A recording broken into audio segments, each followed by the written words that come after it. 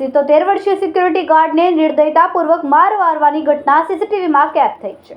સુરતના રાંદેર વિસ્તારમાં 77 વર્ષીય સિક્યુરિટી ગાર્ડ પર અમાનવીય હુમલાની ઘટના સામે આવી છે.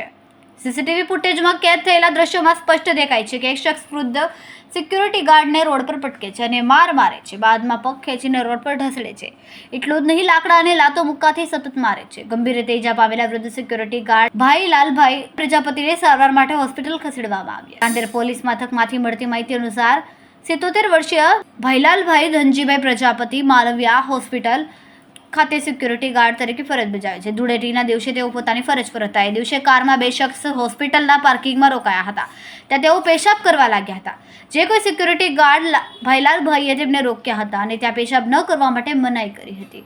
વૃદ્ધ ગાર્ડ દ્વારા વારંવાર ના પાડતા કારમાં આવેલા શખ્સોએ ઉશ્કેરાઈ ગયા હતા. તેમાંથી એક શખ્સે ભાઈલાલભાઈને નિર્દયતાપૂર્વક મારવાની શરૂઆત કરી હતી.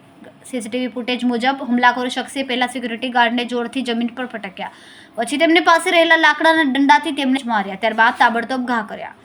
રોડ પર પકડીને ઢસડીને મોઢા પર લાતો અને મુક્કા માર્યા. ગાર્ડ ઉઠી પણ ન શકે તેવી સ્થિતિમાં હતા. ત્યારે તે બે મહિલા ત્યાં પહોંચી અને અન્ય લોકો મદદ માટે દોડી આવ્યા.